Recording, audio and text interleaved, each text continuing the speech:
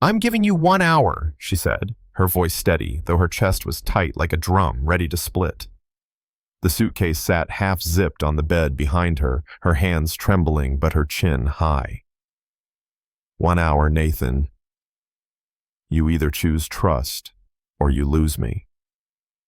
That's how it began, the standoff between a woman who had nothing left to gamble and a billionaire so frozen in his own fears they called him the Glacier King.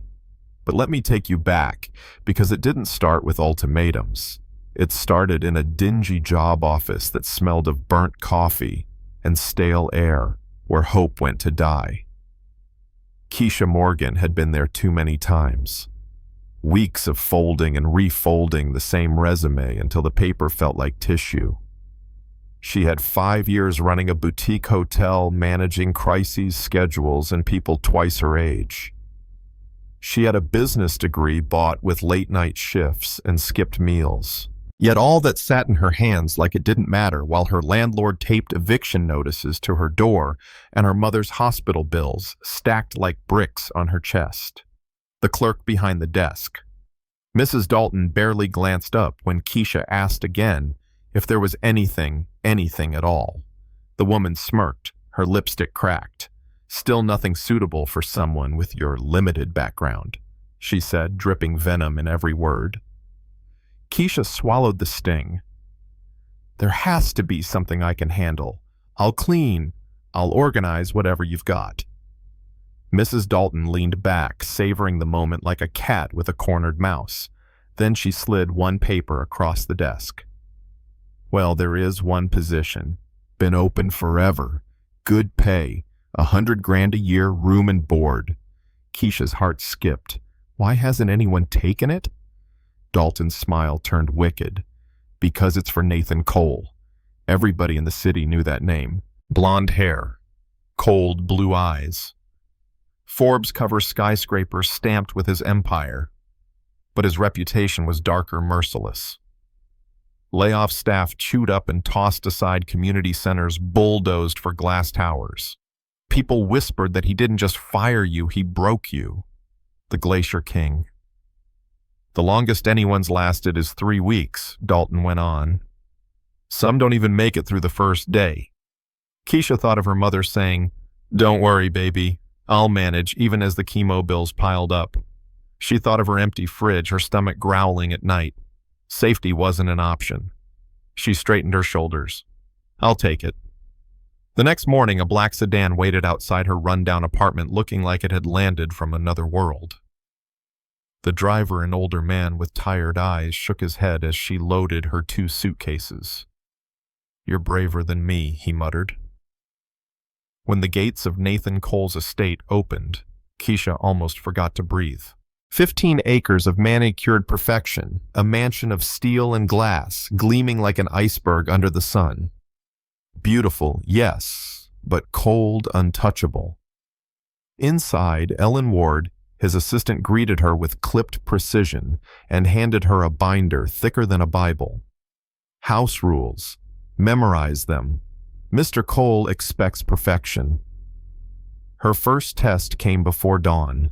Coffee at 5:15, black no cream in the porcelain cup on the second shelf. By 5:16, his footsteps echoed down the staircase like a countdown. Nathan Cole entered the kitchen taller than she imagined, his suit pressed sharp enough to cut eyes like winter. He took the cup from her hands, their fingers brushing his touch icy. "Breakfast at 5:45, he said flatly. Not a question. A command. Most people would have cracked right there, but Keisha held his stare. "Yes, sir." Days passed, each rule another stone in the fortress he built around himself. She followed them with military precision, but one morning something changed. Wandering through the living room after clearing breakfast, she saw a grand piano coated with dust. Her mother used to play on their beat-up, upright back when life still had laughter. Without thinking, she sat down and pressed a key, then another. Soon the notes of Moonlight Sonata filled the air. "Are you a musician, Miss Morgan?" The voice cut through her like a blade. She froze. He was standing there silent as a predator, eyes unreadable. I'm sorry, I shouldn't answer the question. Her pulse hammered, but she lifted her chin. My mother made me take lessons. She said music feeds the soul. For a moment the ice cracked. He stepped closer, his voice lower, softer. Play. Her hand shook, but she played anyway. The notes weren't perfect, but they were hers. When the last chord faded, the room felt different, alive. Nathan's face was unreadable until he murmured almost to himself, My mother used to play that song. Then, like flipping a switch, his mask slid back. Lunch. 2 hours. Surprise me. And he left. That was the first time she saw the man under the myth. But every story with a crack in the armor has a storm waiting.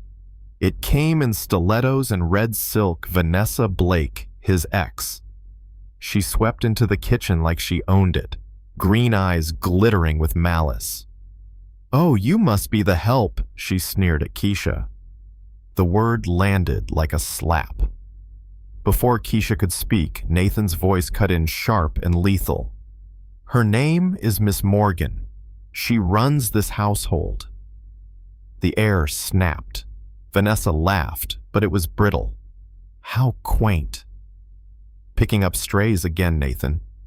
I don't tolerate cruelty in my house, he shot back. For the first time, he defended her, and Keisha felt something shift. But Vanessa wasn't finished, not by a long shot. The business world collapsed around Nathan. Days later, the Singapore deal fell apart. The SEC sniffed around executives, swarmed the mansion like vultures. Vanessa showed up again this time with a slick lawyer named Harrison pretending to help. Soon, whispers spread a leak in Nathan's study documents stolen. And somehow all eyes landed on Keisha. Someone signed in as you last week, Ellen warned her quietly. They're pointing fingers. When Nathan confronted her, the wound cut deeper than she imagined. You came here desperate, he said, his voice like steel. Desperate people do desperate things. Her chest caved. You think I betrayed you? He didn't answer, just ordered Ellen to search her room, her phone, her accounts. That silence was worse than shouting. Keisha's heart broke clean in two. I won't stay where I'm not trusted, she said. You have 1 hour to decide fear or trust. After that, I'm gone. And she meant it. The truth unraveled fast. Security footage exposed Vanessa and Harrison. The so-called evidence was fabricated. Nathan threw them out, his voice cold as stone. But for Keisha, it was too late. She had her suitcase packed, ready to walk away. Then came the knock, soft, hesitant. Nathan entered, not the Glacier King, but a man undone. His tie was loose, his eyes raw. I've been thinking, he said quietly, about when you played Moonlight Sonata. Do you know why I asked you to play? She shook her head. Because for the first time in years, I felt something like home. His voice cracked. I built walls to protect myself, but they became a prison.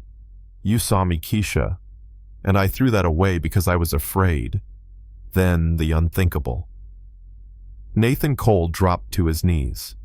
The billionaire who commanded empires kneeling before a woman everyone else had overlooked. I'm not asking for forgiveness. I'm asking for a chance to trust, to love, with you. Keisha's throat tightened. She had survived prejudice, poverty, being underestimated at every turn. Now, here was the man who almost destroyed her, offering his heart. She stepped closer, her hand brushing his cheek. I'll stay, she said, but not as your employee, as your partner. No walls, no silence. You want me, you have to see me, all of me. I do, he whispered. And for the first time, she believed him. That night, she sat at the piano again, this time with Nathan beside her. His hands were clumsy on the keys, but together they played a duet, imperfect, honest, alive. The mansion that once felt like a glacier now pulsed with warmth. So here's the question I'll leave with you when someone shows you who they are in their darkest moment. Do you walk away, or do you give them a second chance?